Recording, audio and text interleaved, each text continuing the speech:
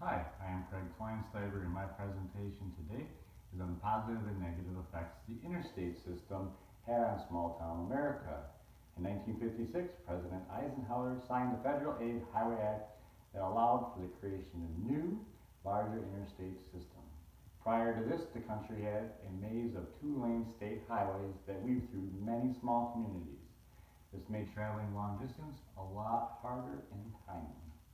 Eisenhower envisioned a multi-lane, non-stop means of roadway that would boom not only the transportation industry, but many types of businesses throughout the country by giving them valuable means of expanding their customer base and delivering goods nationwide. The interstate project turned out to be one of the largest public works projects in American history.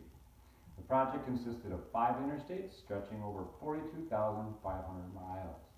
The original state roads were busy and, as previously mentioned, were somewhat challenging for motorists to travel long distance.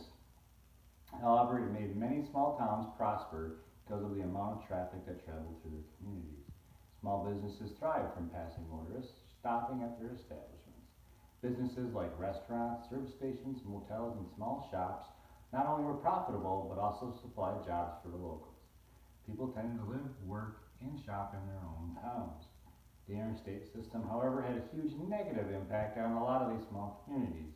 For a lot of these small towns, the rise of the interstate meant that their towns were being bypassed by this new super highway.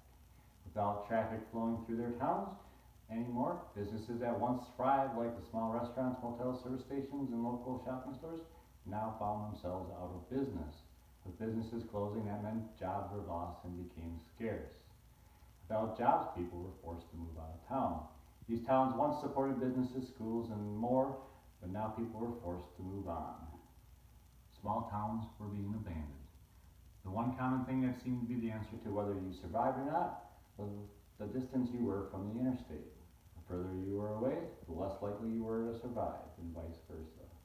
Small towns that were lucky enough to still be close to the interstate still found themselves losing small businesses, especially in the downtown areas, to new national chain stores and franchises like fast food, motels, and big oil gas stations, along with big new shopping malls that were being built by the nearby interstate exits. Some examples of towns that suffered are Glenarrow, Texas was once home to a motel, service station, cafe, and fireworks stand. It saw its population drop and several businesses leave the area soon after the interstate was constructed. Amboy, California, home of the famous Ray's Diner, used to be a popular stop along Route 66, but is now a ghost town.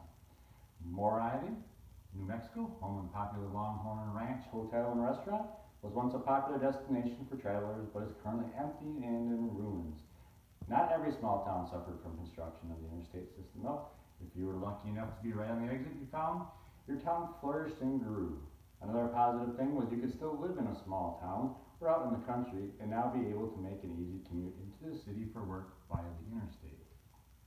The interstate also brought with it a heavier flow of traffic, and if you advertised correctly on it, some small town businesses were able to maintain and even grow by pulling some of this new traffic off the beaten path.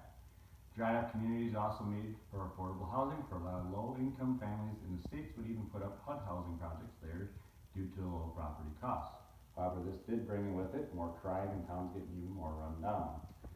So as you can see, the interstate system had a huge impact on small town America, some good, some bad. The interstate system as a whole was great for the country though. It opened up an efficient means for goods to be easily delivered coast to coast, which many businesses took advantage of, further grow and expand across the country. New towns grew along the interstate exits, giving people convenient options for living and working in. Suburbs grew outside of big cities, which allowed people to live outside but still work in the city, along with the option for people to choose to live in the country and still make the easy drive to work. The interstate also created many jobs at a time they were greatly needed after World War II. It boosted industries that supplied the materials for the project, along with all the laborers and equipment operators and other suppliers for the huge project. It happened to it had to happen in order for America to continue to prosper and grow to what it is today.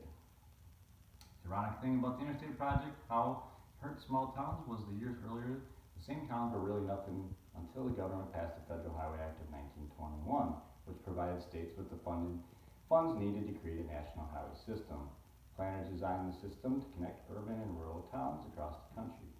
This was ultimately what made small town boom, but it's so ironic that 35 years after that, did just the opposite effect with the new federal